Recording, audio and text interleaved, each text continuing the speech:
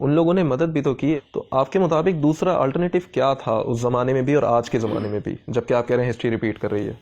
2003 تک ہر $100 کے ایکسپورٹ پہ ہم $125 تقریباً امپورٹ کرتے تھے، یعنی 25% خسارہ تھا. کچھ ریمیٹنسز تھے، کچھ کیپٹل انکم تھی، کچھ تھوڑے بہت قرضے لے لیتے تھے، کام چلتا رہتا تھا. اب ہر $100 کے ایکسپورٹ پہ $230 کا امپورٹ ہے. جو 25% کا خسارہ تھا وہ 125-130% خسارہ ہو گیا. یہ نہ تو ریمیٹنس کور کر سکتا ہے، نہ کوئی اور کیپٹل انفلوز کور کر سکتا ہے. ہم نے مجبوراً قرضے لینے ہیں. یہاں قریب میں ہی میرے گھر کے پاس ایک سپر مارکیٹ ہے، وہاں ایک سیکشن الگ ہے کتوں اور بلی کے کھانے کا. اس میں کتوں اور بلی کا شیمپو بھی ہے، یعنی یہ بھی ہم امپورٹ کرتے ہیں.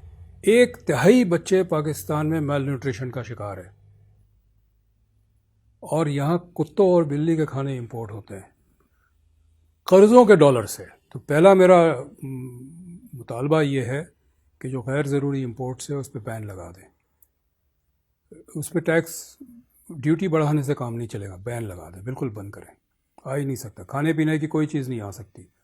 سیب ہمیں نیوزی لینڈ سے منگوانے کی ضرورت نہیں ہے، چاکلیٹ ہمیں سوئٹزرلینڈ سے منگوانے کی ضرورت نہیں ہے. اوپر کے 5% لوگ شاید اسے خریدتے ہوں گے، 95% لوگ جو ہے وہ تو روز کا 3 دفعہ کا کھانا بھی نہیں کھا سکتے. دوسرا یہ ہے کہ 17% GST پہ انڈسٹری کام نہیں کر سکتی. اس کو نیچے لے آئے 5% پہ، تاکہ کارخانے کام کریں، کارخانے لگے، نوکریاں بھی ملے گی اور ایکسپورٹ کے لیے سرپلس بھی ہم جنریٹ کریں گے. ٹھیک ہے. اچھا، یہ دونوں چیزوں سے ریونیو کم ہو جائے گا، تو اس کو کیسے پورا کرنا ہے؟ وہ ہمیں اخراجات کم کرنے پڑیں گے، غیر ترقیاتی اخراجات. آسٹیریٹی میجرز کی بات کر رہے ہیں؟ یہ آسٹیریٹی میجر میں بھینس بیچنے کی بات نہیں کر رہا ہوں. ہمارے پاس 42 ڈویژنز ہیں منسٹریز کے اسلام آباد میں. اس میں ایک ہے ڈویژن فار نیشنل ہارمنی، ایک ہے نیشنل ریگولیشن، ایک ہے نیشنل ہیریٹیج. مطلب مجھے کوئی بتا دیں کہ اس کی کیا ضرورت ہے اور یہ کیا کام کرتی ہے. پوسٹ آفس جو ہے منسٹری آف کمیونیکیشن کا حصہ ہوتا تھا، وہ الگ منسٹری بنا دیا آپ نے. پوسٹ آفس کے پہلے ایک ڈائریکٹر جنرل اور ایک ایڈیشنل ڈائریکٹر جنرل ہوتے تھے. اب ایک ڈائریکٹر جنرل اور 9 ایڈیشنل ڈائریکٹر جنرل ہے. مجھے تو یاد نہیں پڑتا کہ میں نے 20 سال میں کوئی لیٹر پوسٹ کیا ہو، اور آپ نے بھی نہیں کیا ہوگا. تو میں جب غیر ترقیاتی اخراجات کم کرنے کی بات کرتا ہوں تو میں ڈیفنس ایکسپینڈیچر کی بھی بات کرتا ہوں. یہ اب ہمیں اس کو کھولنا پڑے گا. اور ڈیفنس میں 2 قسم کے ایکسپینڈیچر، ایک کامبیٹ ایکسپینڈیچر کہہ لیں، ایک نان کامبیٹ کہہ لیں. کامبیٹ ایکسپینڈیچر پہ ہم بات نہیں کرتے چونکہ میری مہارت نہیں ہے، لیکن ہمیں نظر آتا ہے کہ بہت زیادہ ایسا ڈیفنس کا ایکسپینڈیچر ہے جس کا جنگ سے کوئی تعلق نہیں ہے. آپ اگر لاہور سے پشاور جائیں، GT روڈ کے اوپر ہر 40 کلومیٹر پہ ایک کنٹونمنٹ ہے. یہ کنٹونمنٹ انگریزوں نے بنائے تھے جب افغانستان کا جنگ 3 جنگ ہوئی افغانستان کی، اور رشیا جس میں زار تھا، بادشاہت تھی، اس سے وہاں سے خطرہ تھا کہ وہ حملہ کرے گا. اب تو ماسکو تک ہمارے دوستانہ تعلقات ہیں. یہ بند کریں نا سارے، کیوں رکھے ہوئے ہیں؟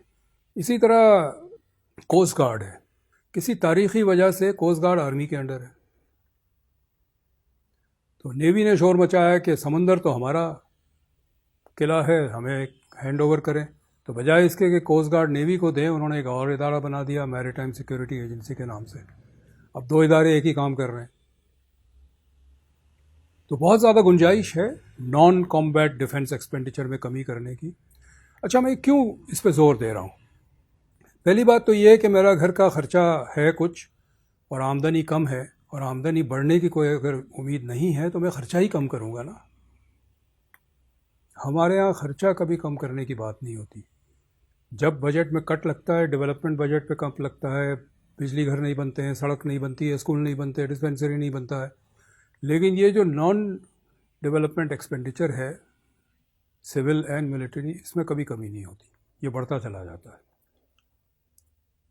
डिफेंस एक्सपेंडिचर और नॉन डेवलपमेंट एक्सपेंडिचर इसलिए कम करने की ज़रूरत है क्योंकि ये जो खसारा है इसकी वजह से मईशत बैठ रही है, बल्कि बैठ चुकी है। इस वक्त हम वेंटिलेटर पे है। जिस दिन हमें कर्ज़े मिलने बंद हो जाएगी ये मईशत बैंकरप्ट हो जाएगी, हम गुजारा नहीं कर सकते।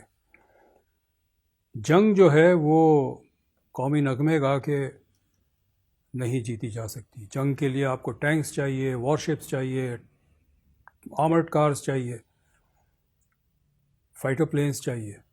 ये सब पेट्रोल पे चलते हैं। पेट्रोल डॉलर से आता है, डॉलर एक्सपोर्ट से आता है, एक्सपोर्ट कारखाने क्रिएट करेंगे। जहाँ कारखाने बंद हो जाएंगे तो डॉलर नहीं आएंगे, डॉलर नहीं आएंगे तो हम पेट्रोल इंपोर्ट नहीं कर सकते। हमारी टैंक्स और हवाई जहाज़ और फाइटर प्लेन्स और ये सारी चीज़ें अपने साइलोज में रह जाएगी, हम जंग नहीं लड़ पाएंगे। तो जंग लड़ने के लिए ज़रूरी है कि मईशत मजबूत हो। गवर्नमेंट पॉलिसीज़ कुछ भी हों, उनका आवाम पर क्या असर पड़ता है ये ज़रूरी है। अपनी राय और अपने कमेंट्स से हमें ज़रूर आगाह कीजिए। और नेक्स्ट वीडियो तक के लिए बहुत बहुत शुक्रिया।